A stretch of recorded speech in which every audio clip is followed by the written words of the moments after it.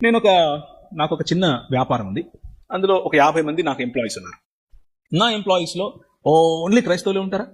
No, హిందువులు ఉన్నారు, బౌద్ధులు ఉన్నారు, ముస్లింలు ఉన్నారు, ఏ మతం చెందినోళ్ళు ఉన్నారు, మూగోళ్ళు, చెవిటోళ్ళు కూడా ఉన్నారు. అంటే వాళ్ళకి పెద్దగా రిలీజన్ పట్ల ఇది ఉండదు, వాళ్ళ కమ్యూనిటీనే వేరు. నేను దీపావళి వస్తే నాకేం సంబంధం అనను. I'm their leader. నేను నా దగ్గరకు వస్తారు, సార్ మా పండుగ సార్ అంటారు. నా వాట్సాప్లో హ్యాపీ దివాలి అని పెడతారు, అందరు పెడతారు. పెట్టినప్పుడు అందరిది అయిపోయిన తర్వాత ఆఖరిలో నేను ఒక చిన్న రైట్ రాస్తాను. ద లైట్, వెలుగు అంటే ఏమిటి నా పర్స్పెక్టివ్లో రాస్తాను. నా పర్స్పెక్టివ్లో రాసి ఇటువంటి వెలుగు, నేను ఆబ్వియస్గా వెలుగు అనగానే యేసు గురించి రాస్తాను కదా, తెలియదే ఉంది మీకు. ఆయన పేరు తీయకపోయినా ఆయన గురించే రాస్తాను. ఆయన గురించి రాసి దేవుడు అన్న పదం చాలా స్పష్టంగా వాడతాను. God is the true light.